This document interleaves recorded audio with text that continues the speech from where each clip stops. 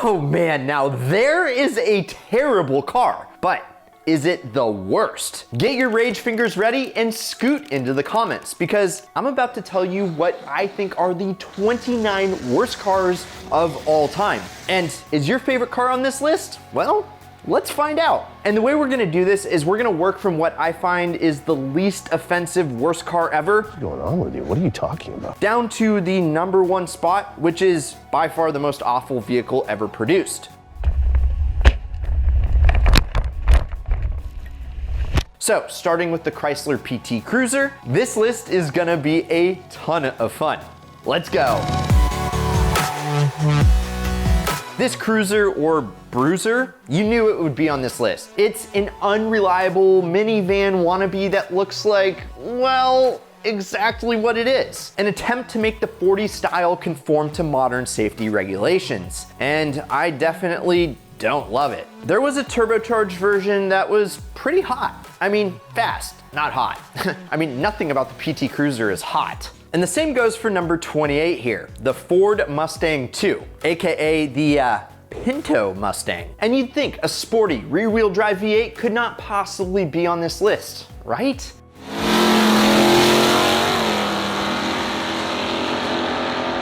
Yeah, well, this was the 70s in America, and unfortunately, the Mustang was one of the biggest victims this side of the Challenger. But more on that in just a minute. This car, imported from Detroit, is anemic, ugly, and perfectly represents how damaging the gas crisis was to car design. Still, I think it gets a worse reputation than it deserves. Like number 27, my favorite number, the Fuller Dymaxion. And hear me out.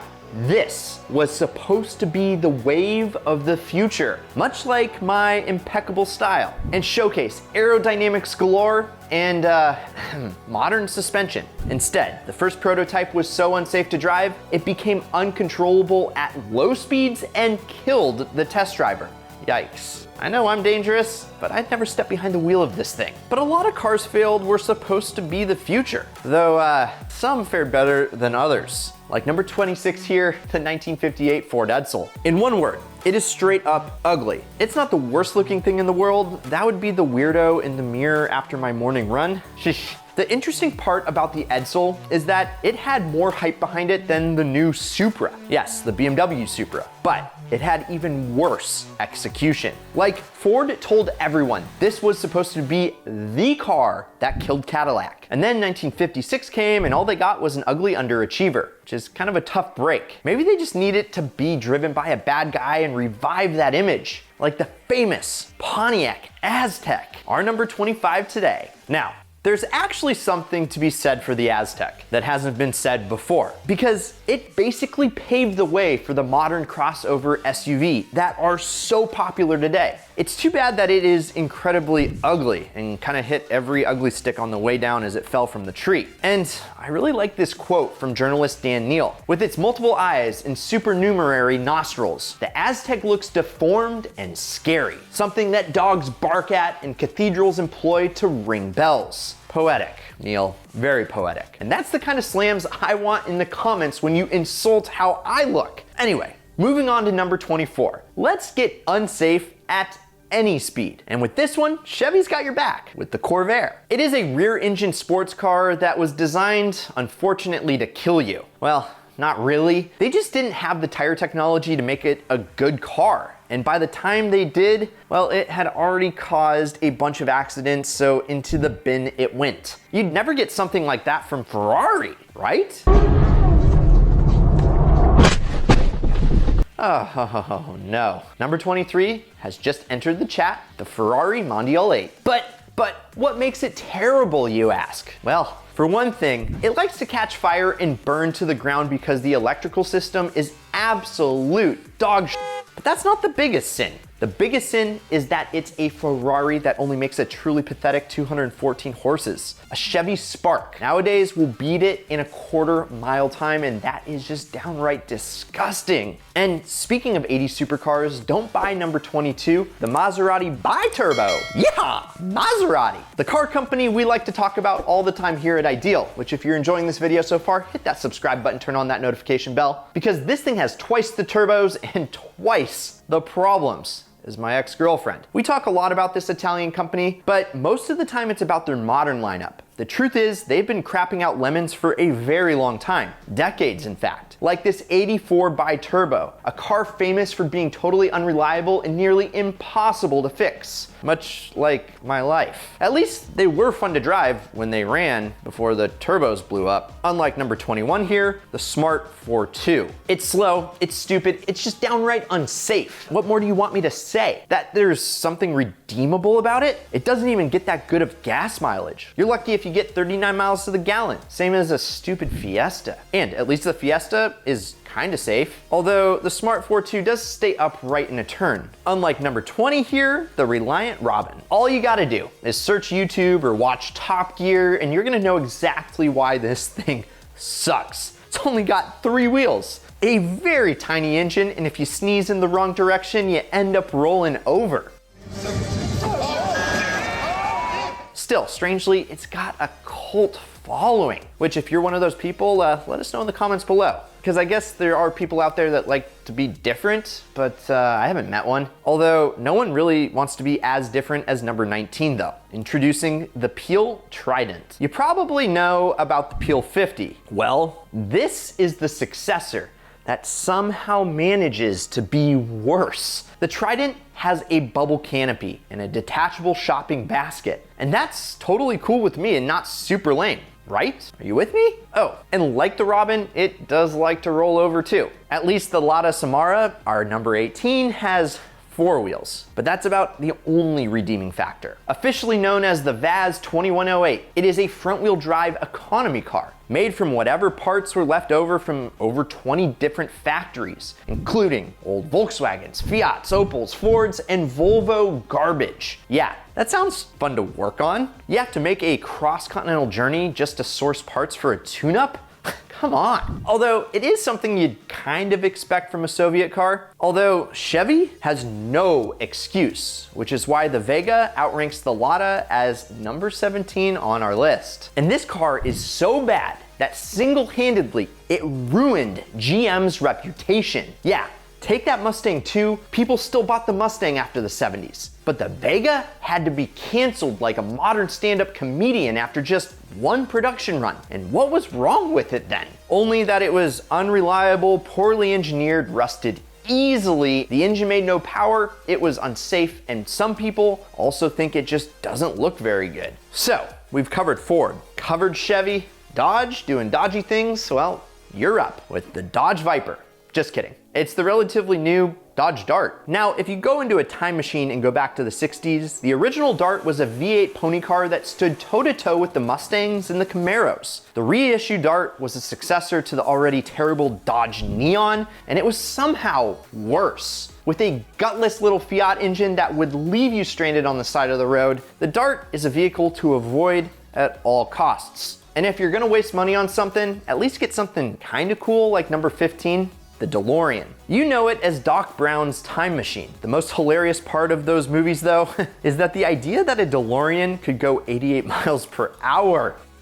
88 miles per hour! These things were slow, except my homie Lamborghini just LS swapped one and pretty much turned the internet on its head. And I bet that thing could hit 188 miles per hour. Anyway, the originals, well, they were built out of sheet metal, and they were expensive as hell to build and fix. They are something to behold though, something that number 14 is definitely not. The unique Amc Pacer, and it's an icon of the 70s, so you know where this is going to go. It's slow and it's ugly. It's also become shorthand in film to show that someone was, well, a loser. Party time indeed. Still, believe it or not, it had a better rep than number 13, which was absolutely explosive. You know it. It's Pinto time. And no, we're not talking about the beans for once. Well, you wouldn't want to give this thing the beans. Because due to a specific design flaw, the gas tank could easily catch fire and cause the car to explode in a minor accident. I'll admit, I do get worried about being rear-ended when I drive, but I can't imagine the pure paranoia that would come driving a ticking bomb around. Although I've been on dates like that before. Anyway, the Pinto is probably the most famous terrible car out there, but I can forgive some sins because of the times. The Chevy Ssr here at number 12 has no excuses. And let's start off with one good thing about the SSR. It has a big old V8 under the hood, but that's not enough to overcome the incredible ugliness of it. It just looks stupid. Like it's about to tell you that doing the rain dance will actually make it rain, and then just drone on and on about what the worst cars ever made are. Wait, the next car on our list dares to ask a question. It asks, can a car actually be sexist? And at number 11, the Nash Metropolitan answers it. Yeah, a little. And yes, I know it was a different time, but Nash's whole marketing shtick was that this was a manageable car. You know, for the woman folk that couldn't handle a big car. And I don't know about you, but to me that feels a little wrong now. And what's worse is that it could barely go 60 miles per hour without blowing up the engine. And now that we're at number 10, yes, the top 10 worst and most ugliest vehicles ever. 2/3 of the way through, we gotta go with the Yugo. No, you go, I go, we go, you go. And let's let Daddy Doug DeMuro sum up the Yugo. It's priced between a bus pass and an entry-level used car, but the bus pass is a better value because it's more comfortable. Wow. We are talking about the most base model based car you will ever see in your life, where the glove box is just a glove shelf. They have a weird, large cult following, which is why I'm not comfortable rating it worse. I don't really want people hunting me down at car shows, even if I could outrun them in literally any vehicle that can travel more than 20 miles without braking. Heck, I could probably outrun them on foot. It's that slow. Except our next car on this list won't even do that. At number 9, the worst Dodge ever, the second generation Challenger. And yes, the Challenger was one of the coolest muscle cars ever, which is why everyone was excited for the follow-up when it ended production in 1974. Nothing could be more disappointing though, because the second generation was a 4-cylinder with less than 100 horsepower, or a whopping 107 with the optional big block. The Mopar fans had major disappointment. And see, I told you the Mustang 2 wasn't the worst name shame. Let's go back to cars catching fire with number 8, the truly terrible Triumph TR7. Hold on, here's a joke. Why is British beer warm? Because Lucas built the electronics in their refrigerators. Get it?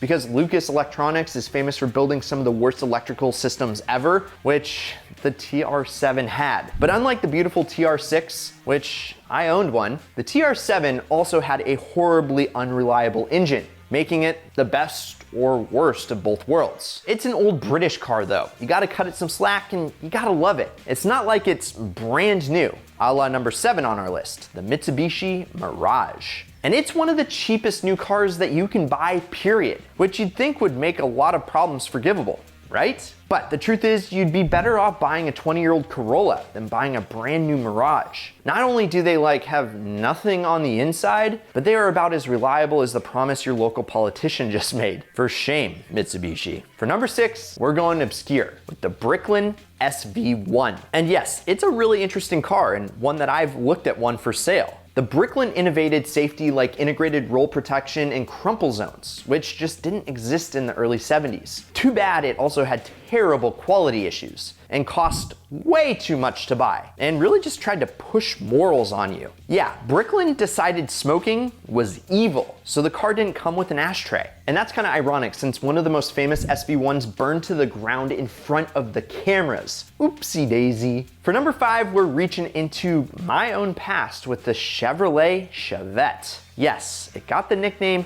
Piece of Chevette for a very good reason. So, let me paint a picture for you. The Pacer, Pinto, and Vega are all on this list as entry-level compact crap boxes that are terrible. Piece of Chevette though was supposed to compete with those cars, and it was the loser of that competition. This is a true story. My dad had one, and yes, we called it the Piece of Chevette because, well, it was a piece of shit that couldn't even go 60 miles per hour. We'd be going down the highway getting gapped by Volkswagen Beetles while the lights flickered on and off due to terrible wiring. And so glad I got a Wrangler instead of number 4 on this list, Jeep Compass, that truly didn't know where north was. When Fiat took ownership of Jeep, it was a chance to revitalize the company. Instead, they took one of their worst vehicles, stuck a Jeep badge on it, and sold it to the US Compass. It's known for being horribly underpowered, made of low-grade steel instead of modern materials, and breaking down constantly.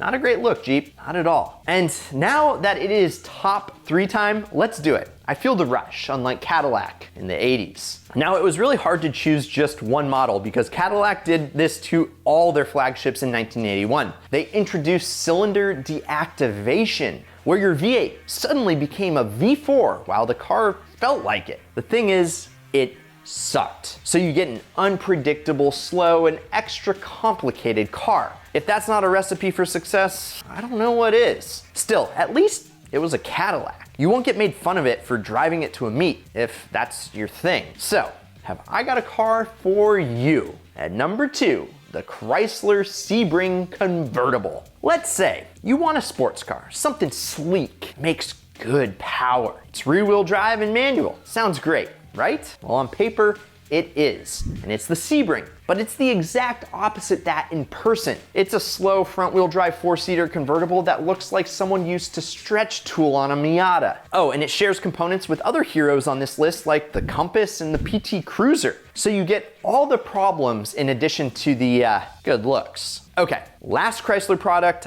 I swear, because there's only one car that could be number 1, the worst car of all time. Put your hands together. Give us a round of applause for the Trabant. In 1957, communist-controlled East Germany needed a car, so they made the Trabant. And they didn't stop until 1991. It's incredibly low cost and incredibly low everything else. The 2-stroke engine can't push the car to 55 miles per hour. The construction quality was beyond terrible. You had to even manually operate the windshield wipers, and reverse lights were an upgrade. It is truly a terrible car. Daddy Doug does a great breakdown on one, so go check it out and see just how bad it is and why it deserves the top spot on my list of the most terrible cars. Thanks for watching. What do you think is the worst car? Do you own it? Let us know in the comments below. Subscribe if you're new, turn on that notification bell and hit that like button, and promise me one thing, keep living the ideal lifestyle, not in the worst car ever.